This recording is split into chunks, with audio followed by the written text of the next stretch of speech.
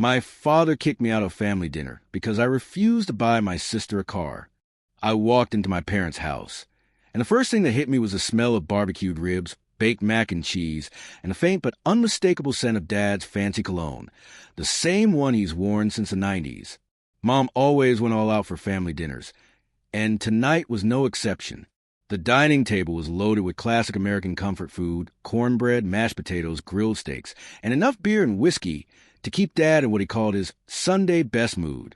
I wished I could say I was excited to be there, but I already knew how the night was going to go.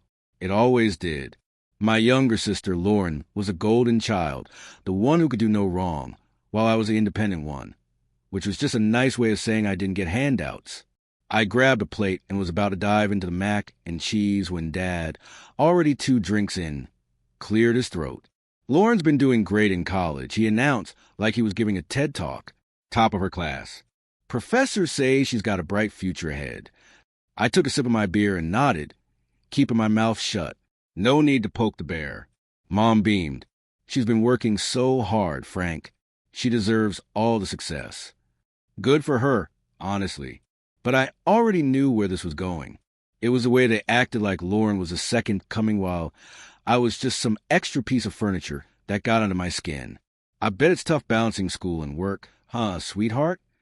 Dad said, his voice thick with fake sympathy. That's why I was thinking. He turned to me, and I knew it was game time. Ethan, don't you think it's time you helped out your sister a little? There it was, the setup. I glanced at Lauren, who was pretending to be surprised. But come on, she already had this conversation with them. How do you mean? I asked, like I didn't already know. Dad leaned back, swirling his whiskey. She's been struggling to get to work and class. You got a good job now. Maybe you could buy her a car. I almost choked on my drink. I thought they were going to ask me to help with rent or pitch in for groceries, not buy her a whole car. Lauren gave an Oscar-worthy performance of humility. I mean, I wasn't going to ask, but it would make things so much easier. Just something simple like a used Civic. I put down my fork. You want me to buy her a car? Mom jumped in before I could even react. It's not that much to ask, sweetheart. You're doing so well in your job. It wouldn't even make a dent in your finances. Oh, sure, because my paycheck was just monopoly money. I shook my head. I'm not buying her a car. Silence. Dad's face twitched, and I could see the explosion coming from a mile away. Are you serious? I stayed calm. Yeah, I'm serious. I worked my way through college without anyone buying me a car. If Lauren wants one, she can do what I did, save up. Dad slammed his glass down so hard, I thought it would shatter. Unbelievable. Lauren sighed dramatically. I knew this would happen. I pushed my plate away. Knew what would happen? That I wouldn't let you take advantage of me. Mom put a hand on Dad's arm, trying to de-escalate, but he was already too far gone. You know what, Ethan? I don't know where we went wrong with you. His voice was sharp, full of disappointment. You become selfish. You only think about yourself. I let out a dry laugh. That was rich, coming from him. Dad pointed at the door. If you're going to act like this, you can leave. I looked at my mom, hoping she'd step in, but she just sat there, lips pressed together, avoiding my eyes. Lauren crossed her arms, looking satisfied, like she just won some silent battle. I stood up, grabbed my jacket. All right then. No one stopped me as I walked out. The night air was cold, but it felt better than being in that house. I wasn't even surprised. This was how it always went. I just didn't expect them to stoop this low. I got in my car, gripping the steering wheel as I processed everything. They had made their choice, and I had made mine. I wasn't going to be their ATM. Not anymore. I woke up the next morning still feeling the weight of last night's disaster. My dad's words echoed in my head. Selfish, ungrateful, only thinking about myself. I sat up in bed, rubbing the sleep from my eyes, but the frustration was still there. I dragged myself to the kitchen, started a pot of coffee, and checked my phone. A couple of notifications from work, some emails, nothing urgent. But then my eyes landed on something I hadn't thought about in years. The shared account with Lauren, back in college, when I was still dumb enough to believe that families should always help each other. I had set up that account to give her a little financial cushion if she ever needed gas money or emergency cash. I had almost forgotten about it. Something told me to check it. I opened my banking app, scrolled to the account, and my stomach tightened. This was an emergency fund. This was a full-blown lifestyle sponsorship. Rows and rows of charges. $7.85. Starbucks. $22.50. Ulta. $109.99. Sephora. More Starbucks. More online shopping. Apple Music. A recurring charge for Netflix. My jaw clenched as I scrolled further. Hundreds blown on delivery apps. Grubhub, Uber Eats, DoorDash. Lauren had been living like a VIP while I assumed she was struggling to get by. Then I saw it. A $600 charge from some boutique in L.A. I let out a short laugh, one of those dry, humorless ones. Barely getting by, huh? I didn't even hesitate.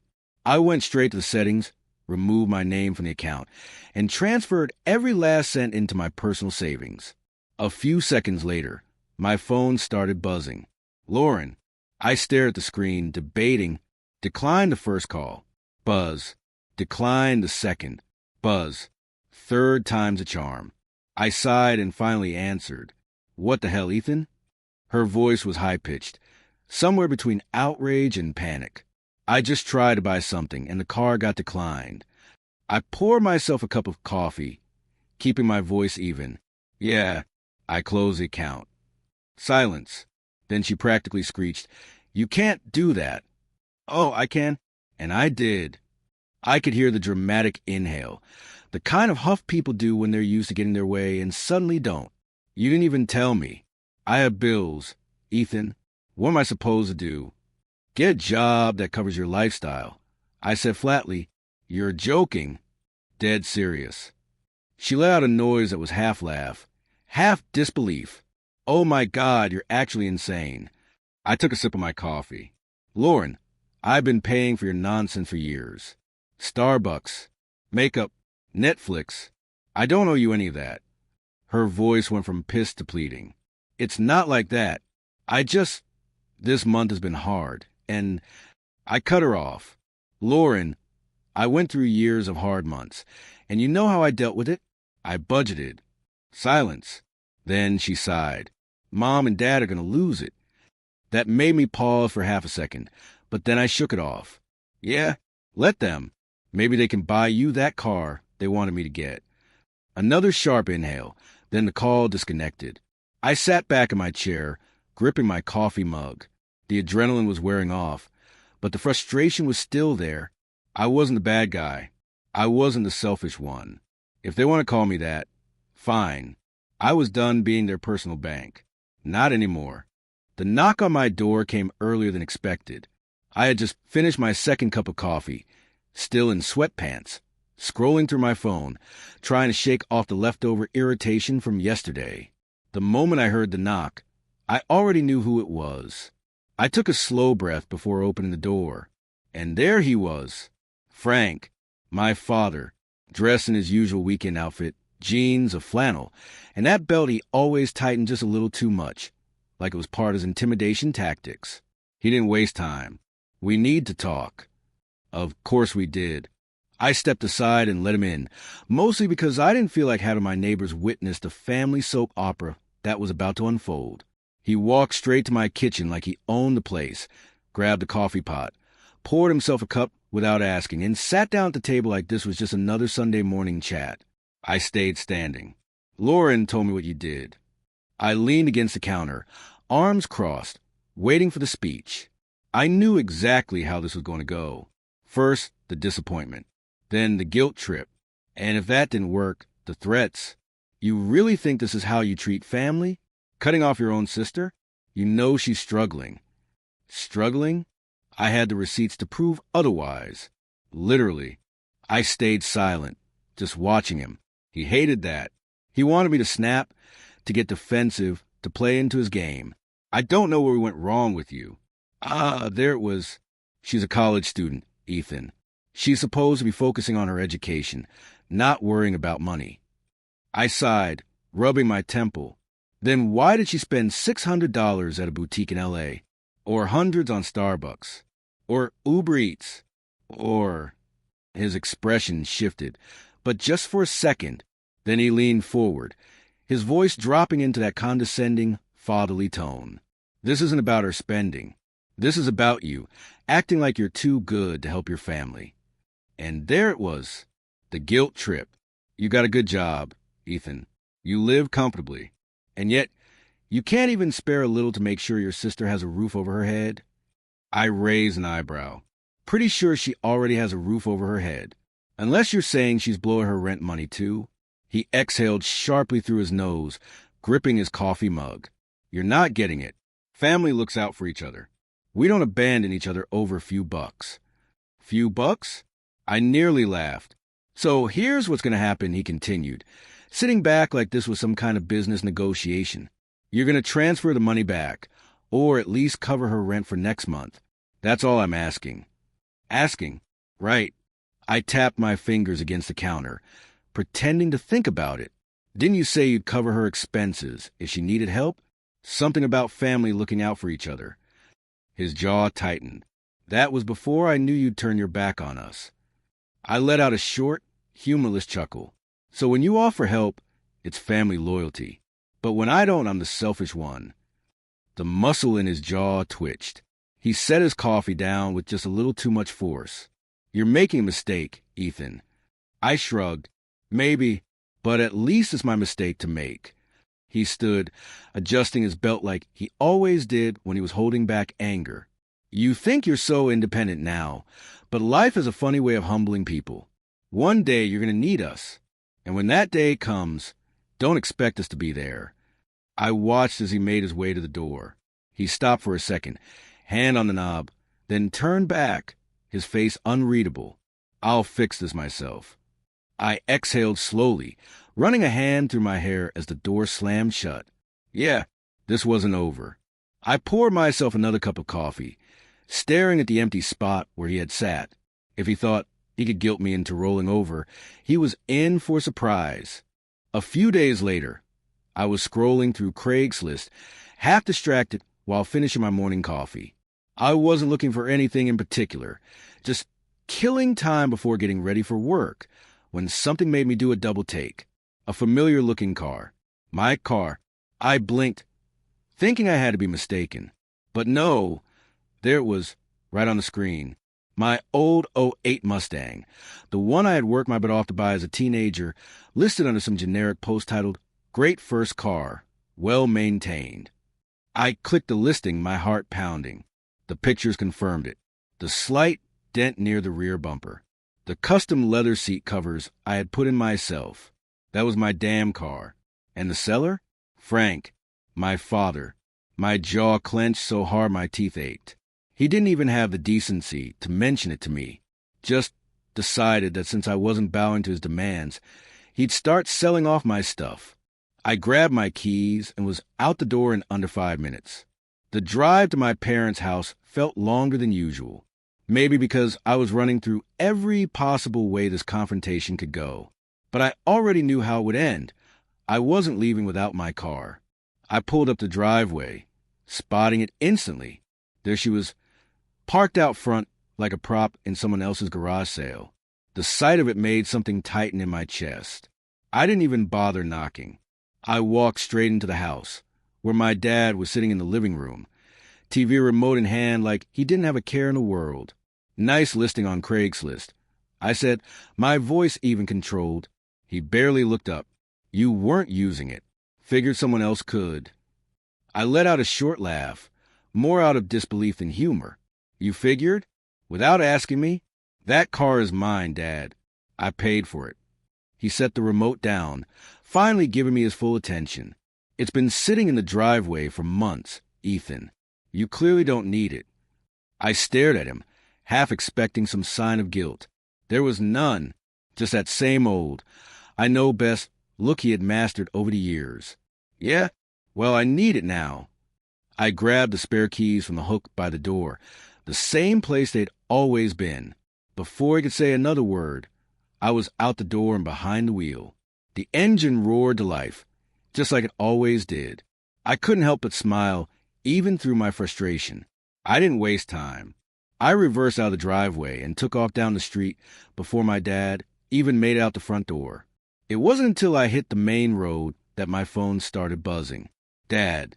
I ignored the first call, then the second. By the third, I figured I might as well see what kind of nonsense he was about to spew.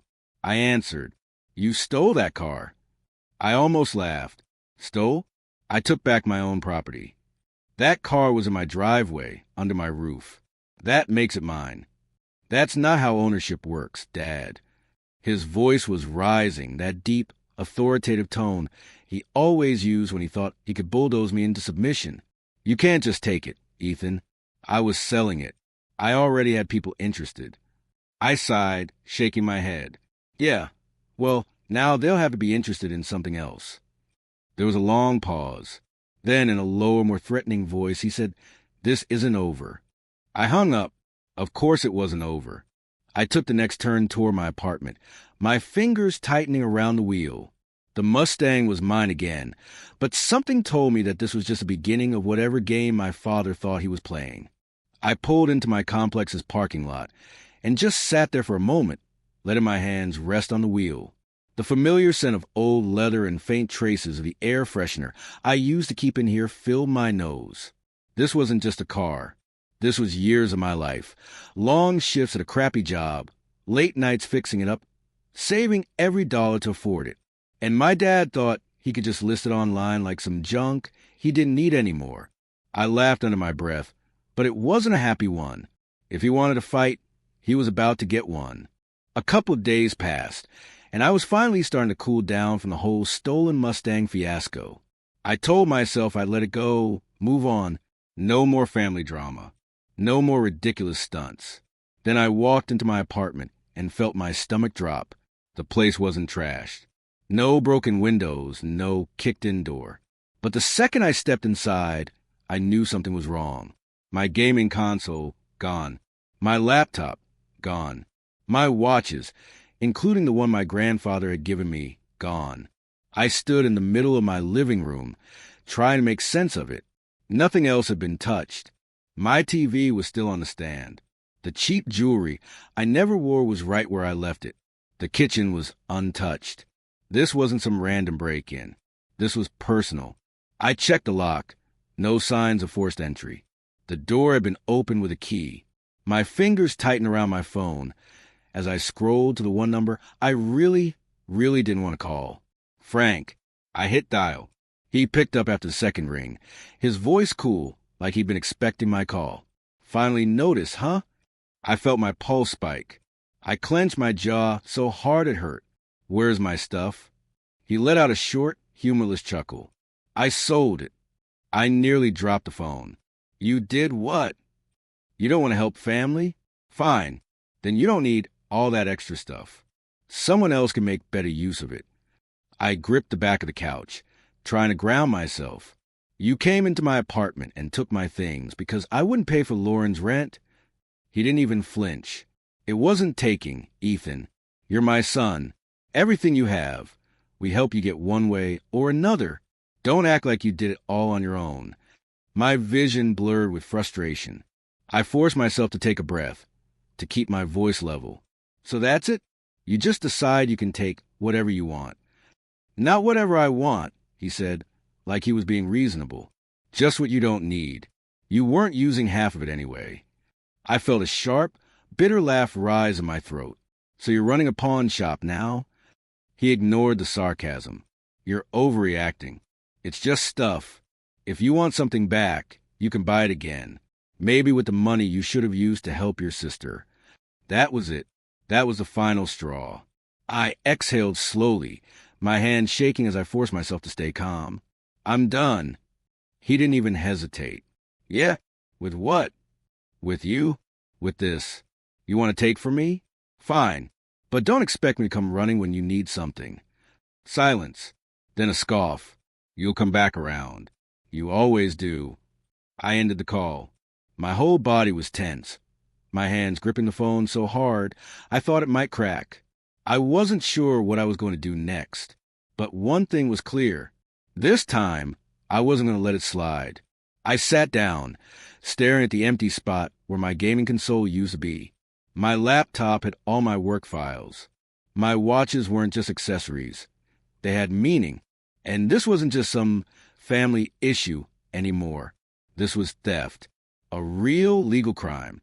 And if my father thought I'd just roll over like I always had, he was about to get the biggest wake-up call of his life.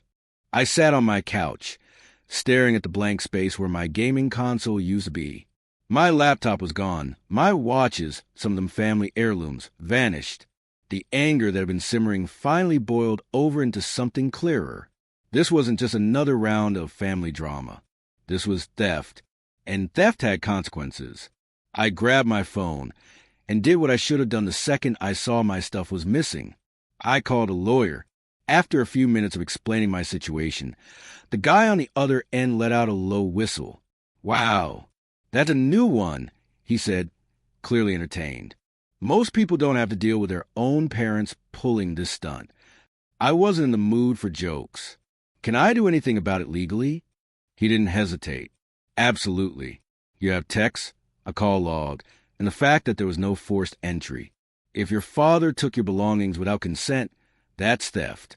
Plain and simple." I exhaled. I knew it, but hearing it from someone who actually understood the law made it hit differently. He continued. "If you file a police report, they'll have no choice but to investigate. Whether or not it goes to court, well, that depends. But if your dad wants to play this game, he's in for a reality check." That was all I needed to hear.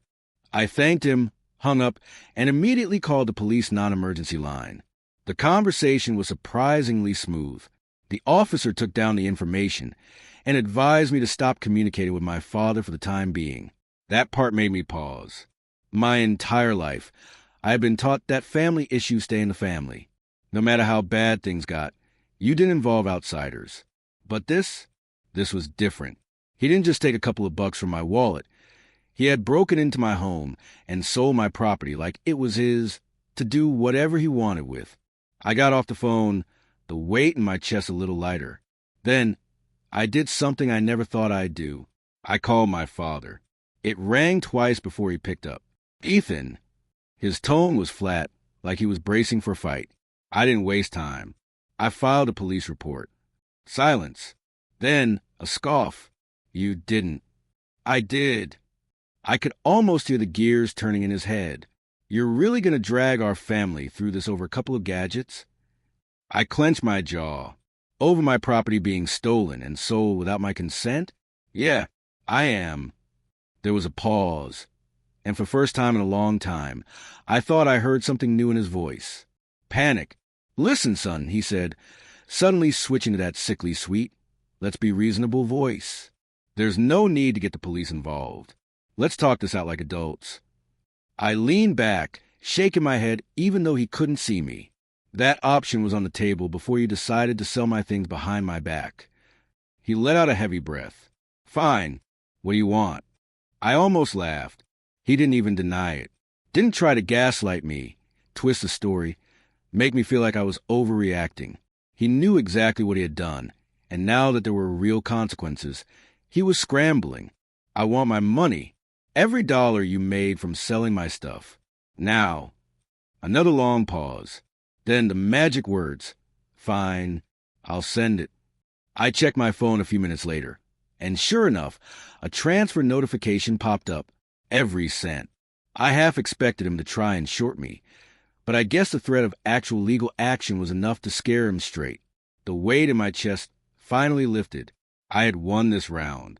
But I wasn't naive. This wasn't over. I got up, walked to the kitchen, and poured myself a drink. The Mustang, the stolen electronics, the years of guilt tripping. It was all coming to a head. My father was losing control over me, and he hated it. And something told me he wasn't done trying to get it back. For the first time in my life, I was making decisions purely for myself. No guilt, no second guessing.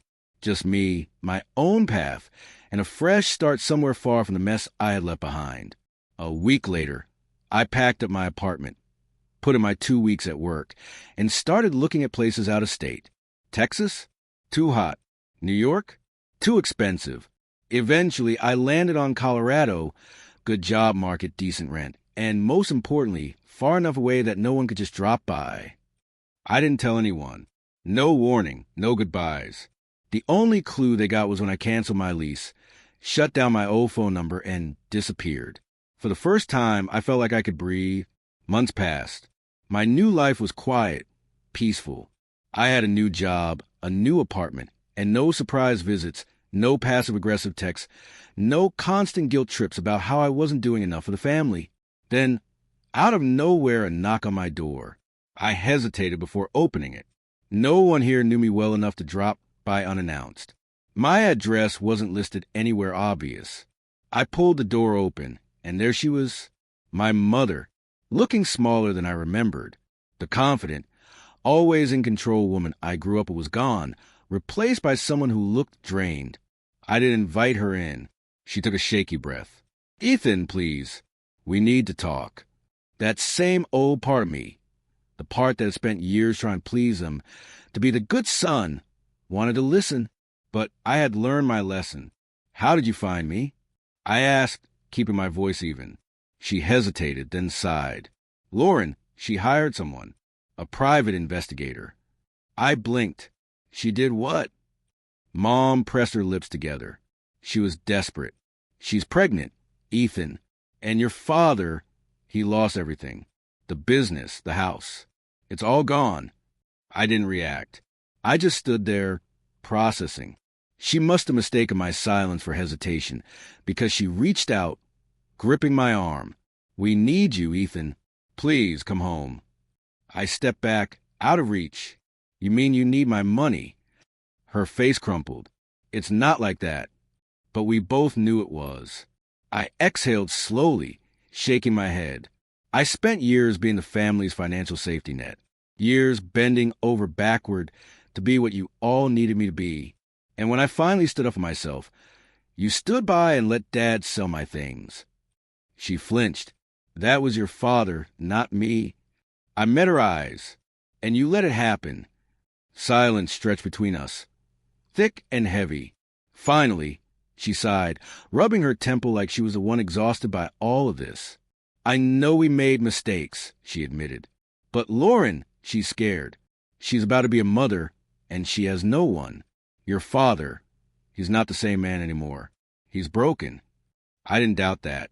Losing power over everyone around him probably felt like the end of the world. But that wasn't my problem anymore. I crossed my arms. "That's not my responsibility." Her lip trembled. "Ethan, we're still your family." I let out a short laugh. "Funny, I don't remember feeling like family when you let Dad throw me out of that dinner, or when he tried to sell my car, or when he broke into my apartment." She had no response to that. I sighed, rubbing a hand down my face. "I'm not coming back, Mom. Not now. Not ever." She wiped at her eyes, nodding stiffly. I had to try." And with that, she turned and walked away, disappearing down the hallway. I closed the door, leaning against it as I let out a slow breath. It was really over. And for the first time, I didn't feel guilty about it. The silence was refreshing. Months had passed since I last heard from my family. No guilt-tripping phone calls, no backhanded comments disguised as concern, no last-minute emergencies that conveniently require my financial assistance. For the first time, my life was just that, mine. Then my phone buzzed. I glanced at the screen, expecting it to be a work email or maybe a message from a friend.